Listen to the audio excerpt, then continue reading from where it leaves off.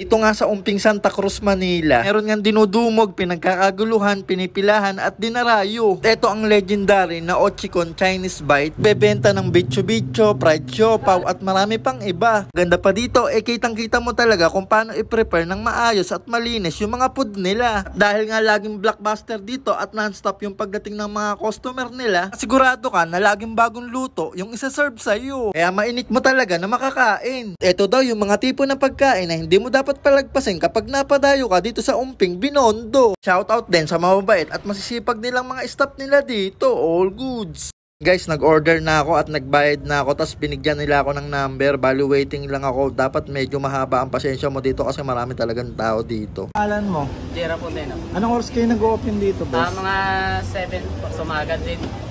7 din sa gabi din. Saan yung location na ito, kuya? Po sa sa Ongpin Street 303. Ushikon pangalan ng tindahan. Yun, salamat kuya.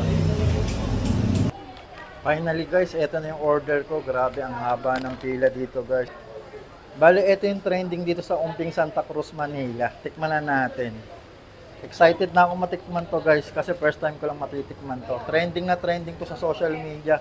Finally, matitikman ko na. Ayan yung laman niya guys. 70 pesos yung to. Tingnan natin kung sulit yung 70 pesos natin. Ayan. Dami niyang milk.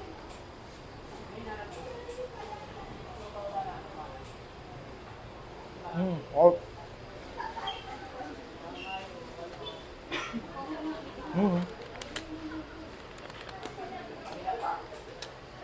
Masarap siya guys. Para siyang donut. Milky siya. Ayan, oh.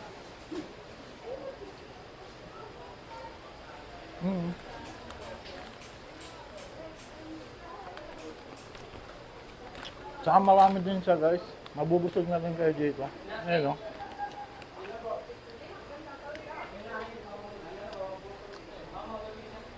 Parang masarap siya isaw-saw sa kape.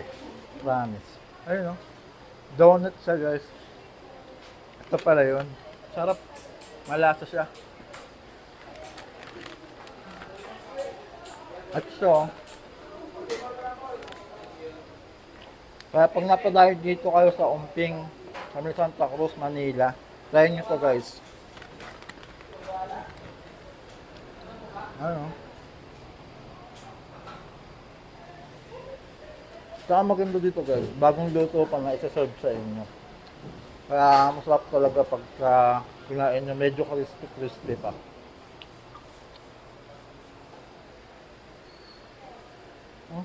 So,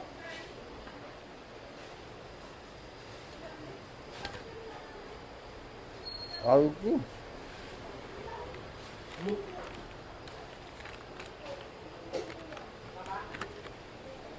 Bukas sila dito na alas 7 ng umaga hanggang alas 7 ng gabi. Kaya dayuin nyo na dito pag napadayo ka dito sa Umping. Dito sa may Santa Cruz, Manila.